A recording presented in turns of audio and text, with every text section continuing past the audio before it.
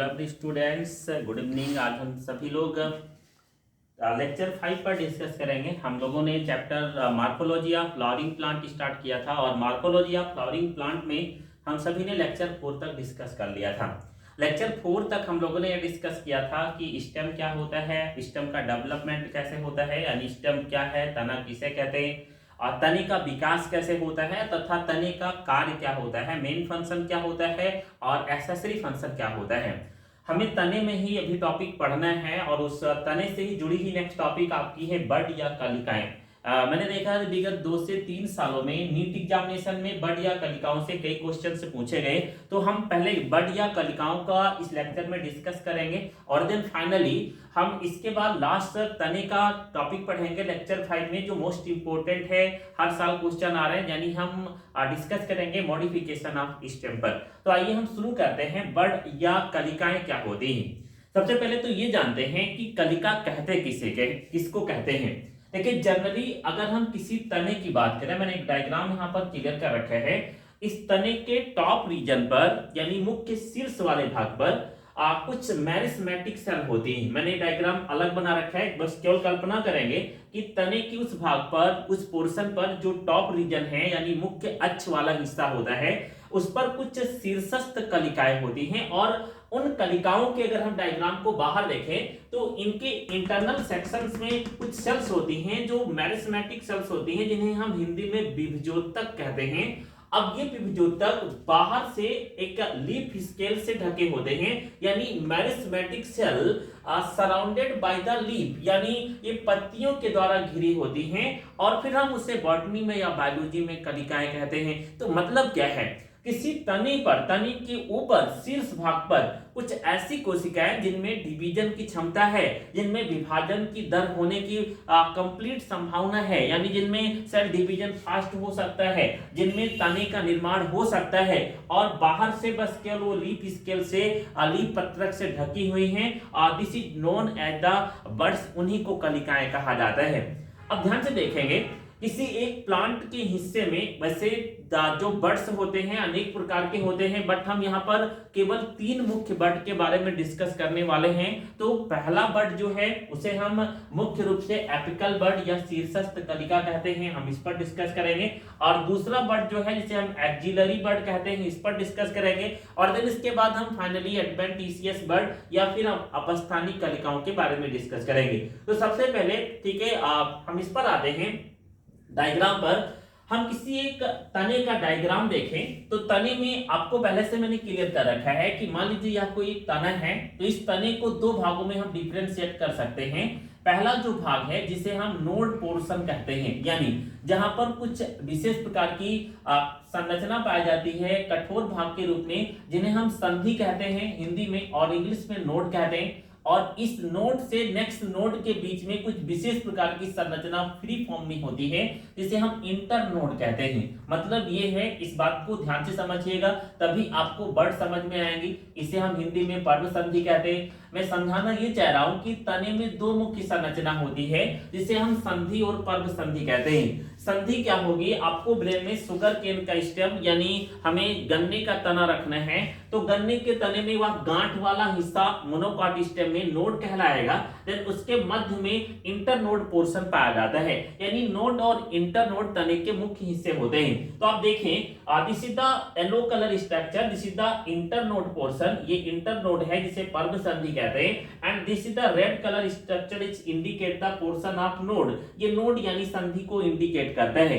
अब apical meristem क्या है, इधर आते हैं, या फिर हम बात करेंगे एपिकल बड्स के बारे में। शीर्षस्थ कलिका क्या होती है, किसी भी तने के शीर्ष पर कुछ मेरिस्मेटिक टिश्यू यानी मेरिस्मेटिक का ऊतक लीफ स्केल से कवर्ड हो जाते हैं और उनके अंदर, यानी जब किसी तने की शीर्ष वाले पोर्शन पर, मान लेते हैं या कोई तना है, इसके मुख्य बिंदु पर जहां से डेवलपमेंट हो रहा है, एक ब्रांच डेवलप हो, इसके मुख्य बिंदु पर शीर्ष पर जो तना विकसित हो जाए, this is known as the apical bud, इसे हम शीर्षस्थ कलिका कहते हैं। अब एपिकल बड में होता क्या है, आगे चलकर जो सेल डिवाइड करती हैं, ये आगे चलकर देखें इनसे तो लीफ स्केल्स का फॉर्मेशन होता है और आगे चलकर ये धीरे धीरे पत्तियों के रूप में और फाइनली मुख्य रूप से या स्टेम के ब्रांच के रूप में, शाखा के रूप में कन्वर्ट हो जाता है। मान लीजिए यहाँ पर एक एपिकल मेरिस्टेम या एपिकल बड्स का फॉर्मेशन हुआ, तो ये आगे बढ़ेगा, ये वाला पोर्शन आगे बढ़ने पर ये वाली संरचना पत्ती में बदल जाएगी और इनसे आगे चलकर ब्रांच का डेवलपमेंट हो जाएगा। यहाँ देखिएगा, मान लेते हैं यहाँ से एक एपिकल बड का फॉर्मेशन हुआ, तो आगे चलकर दोनों तरफ लीफ का फॉर्मेशन होगा। देखिए यहाँ लीफ बन जाएगी, यहाँ लीफ बन जाएगी और आगे चलकर ये तने में कन्वर्ट हो जाएगा। तो एपिकल बड क्या है? पहली बात, किसी भी तने के शीर्ष वाले स्थान पर, इस ब्रांच के शीर्ष वाले स्थान पर, इस तने के शीर्ष वाले स्थान पर जो भी तना या बड्स डेवलप हो रहा है, उस बड को हम एपिकल बड कहते हैं। कार्य क्या है? On apical buds, apical stems या typical branch develop from the leaf. यानी अगर हम लीफ की बात करें और अगर हम एपिकल स्टेम या टिपिकल सिस्टम की बात करें या फिर हम ब्रांच की बात करें, यानी एक ब्रांच का निर्माण और एक पत्ती का निर्माण हम शीर्षस्थ कलिका के द्वारा एपिकल बड के द्वारा देख सकते हैं। हम अगर दूसरे बड की बात करें तो उन्हें हम एक्जिलरी बड कहते हैं। एक्जिलरी बड क्या होता है? वह पोर्शन जहां पर देखिए किसी भी स्टेम का नोड पोर्शन, देखिए इंटरनोड और नोड के बीच में पत्ती से लेकर, जहां एक पत्ती डेवलप हो रही है, यहां से लेकर बीच में एक अगर पोर्शन डेवलप हो रहा है, this structure, this is known as the axial, leaf axial कहते हैं इस हिस्से को। यानी पत्ती तथा देखिए ये तना का हिस्सा, ये पत्ती का हिस्सा, इस तने और पत्ती के मध्य में जो संरचना प्रेजेंट होती है उसे हम लीफ एक्जियल कहते हैं। और इस लीफ एक्जियल पर जो बड प्रेजेंट होता है उसे एक्जिलरी बड कहते हैं। इसको समझने का प्रयास करिएगा। ये कंप्लीट तना है, ये इसकी एक पत्ती है, इस पत्ती से इस तने के मध्य में जो बड डेवलप होता है, जो कलिका डेवलप होती है, उसे एक्जिलरी बड कहा जाएगा और यह पोर्शन लीफ एक्जियल कहलाता है। अब एक्जिलरी बड क्या करता है? Develop from the leaf axial, ये लीफ एक्जियल से विकसित होता है। डेवलप लीफ, ये किसको निर्मित करता है? पत्तियों को निर्मित करता है। कहां पर? मुख्य तने वाले हिस्से पर। इसके अलावा डेवलप फ्लावर, इसके द्वारा फूल का भी निर्माण होता है। आप किसी भी तने पर पेटियोल की सहायता से, पटग्रंथ की सहायता से फूल को लगे देखते हैं, तो उसका मुख्य कार्य, उसका डेवलपमेंट मुख्य रूप से एक्जिलरी बड करता है। इन दोनों बड को मैं एक बार रिवाइज करता हूं, ध्यान से सुनेंगे। किसी तने के टॉप शीर्ष वाले हिस्से पर पाया जाने वाला बड एपिकल बड कहलाता है या शीर्षस्थ कलिका कहलाता है। इसके द्वारा टिपिकल स्टेम्स या ब्रांच का फॉर्मेशन होता है या फिर लीफ का डेवलपमेंट होता है उस स्टेम वाले पोर्शन पर। ब्रांच मुख्य रूप से एपिकल बड से ही डेवलप होता है। दूसरा जो बड है लीफ एक्जियल से डेवलप होता है, जिसे हम एक्जिलरी बड कहते हैं या हिंदी में कक्षस्थ कलिका कहते हैं। ये मुख्य रूप से इस तने के मुख्य बिंदु पर लीफ का डेवलपमेंट और फ्लावर का विकास करता है। अगर हम तीसरे बड की बात करें तो the third bud is also known as, अगर हम तीसरे बड की बात करते हैं तो इस बड को एडवेंटिशियस बड कहा जाता है। एडवेंटिशियस बड होता क्या है? हिंदी में हम